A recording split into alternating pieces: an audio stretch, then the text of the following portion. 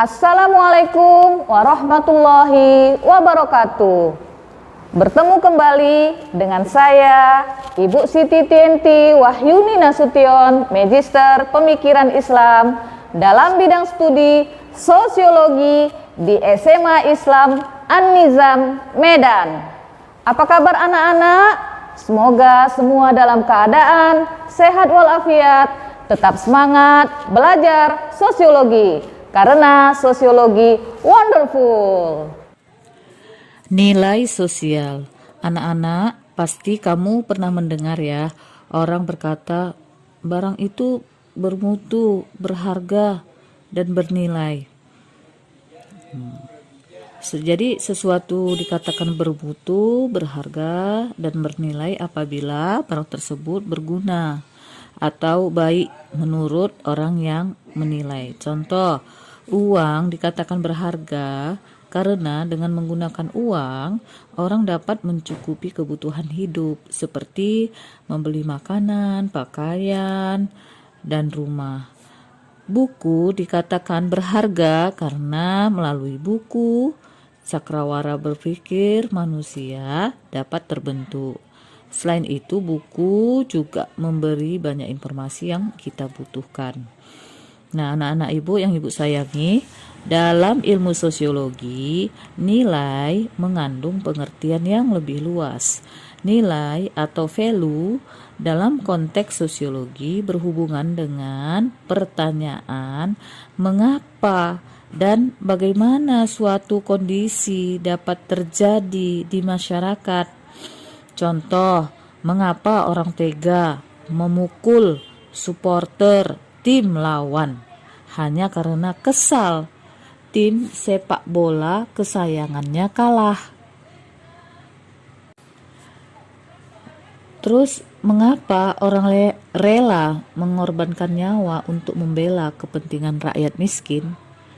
Jawaban atas pertanyaan tersebut merujuk pada kepedulian dan cita-cita luhur yang ingin dicapai oleh seseorang atau masyarakat. Dalam Kamus Besar Bahasa Indonesia, nilai didefinisikan sebagai sifat atau hal-hal yang penting dan berguna bagi kemanusiaan.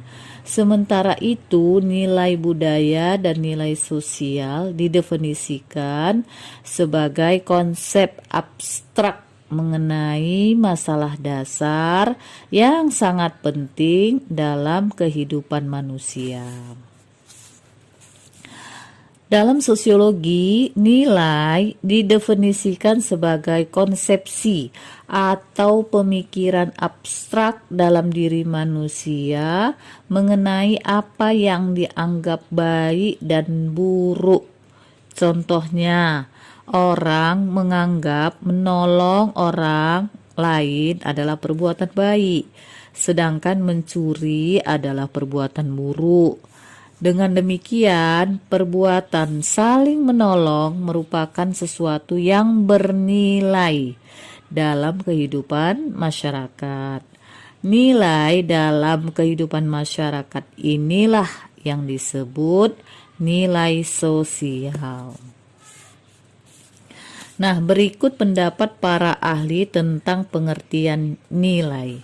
Pertama, Suryono Sukanto. Beliau mendefinisikan nilai sebagai konsepsi abstrak dalam diri manusia mengenai apa yang dianggap baik dan buruk. Dengan demikian, nilai sosial adalah nilai yang dianut oleh suatu kelompok masyarakat.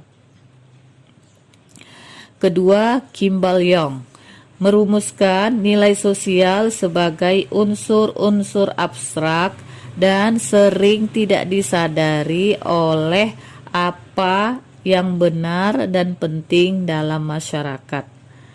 Ketiga, A.W. Green merumuskan nilai sosial sebagai kesadaran yang berlangsung secara relatif disertai emosi terhadap objek dan ide orang perorangan. Yang keempat, Woods mengatakan bahwa nilai sosial merupakan petunjuk umum yang telah berlangsung lama yang mengarahkan tingkah laku dan kepuasan dalam kehidupan sehari-hari. Yang kelima, B. Simanjuntak merumuskan nilai sebagai ide-ide masyarakat tentang sesuatu yang baik.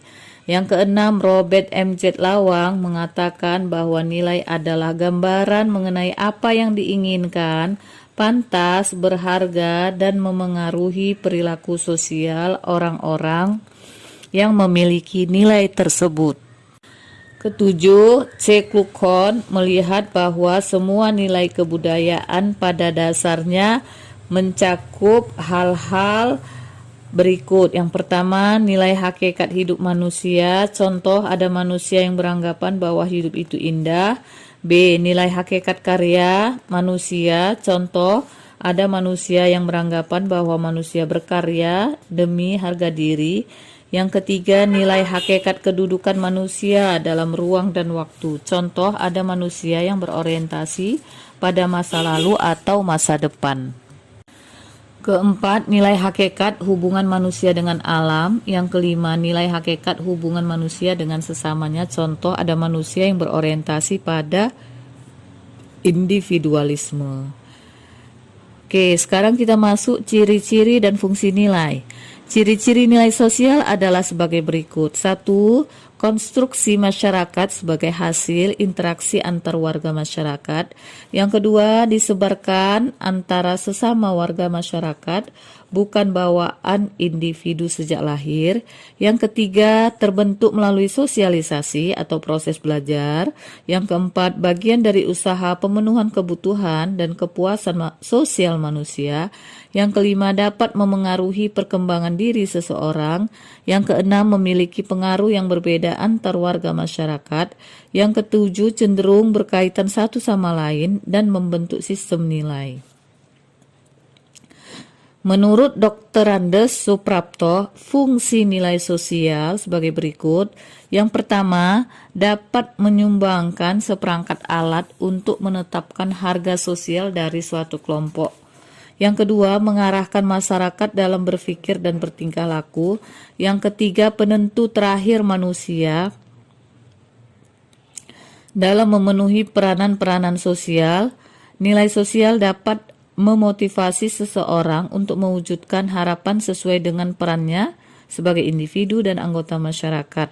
Contoh, ketika menghadapi konflik, biasanya keputusan akan diambil berdasarkan pertimbangan nilai sosial yang lebih tinggi.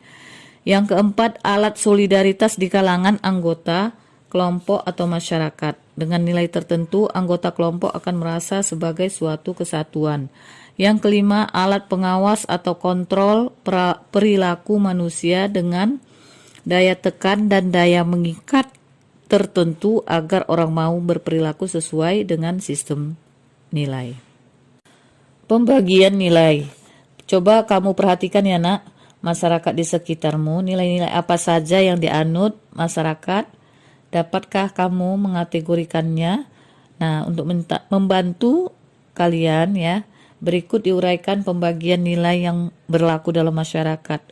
Menurut Profesor Dr. Noto Nugoro, beliau membagi nilai sosial menjadi 3. Yang pertama, nilai material, yaitu segala sesuatu yang berguna bagi unsur fisik manusia, contoh makanan, air, pakaian.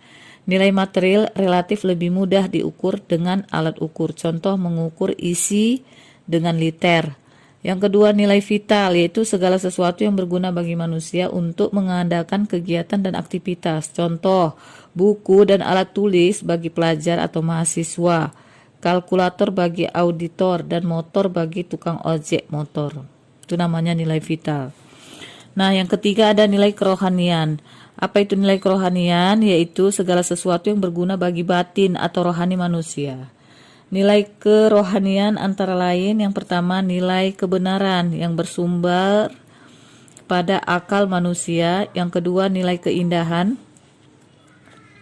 dia bersumber pada rasa keindahan atau estetis contoh lagu, lukisan, dan ukiran atau karya-karya seni.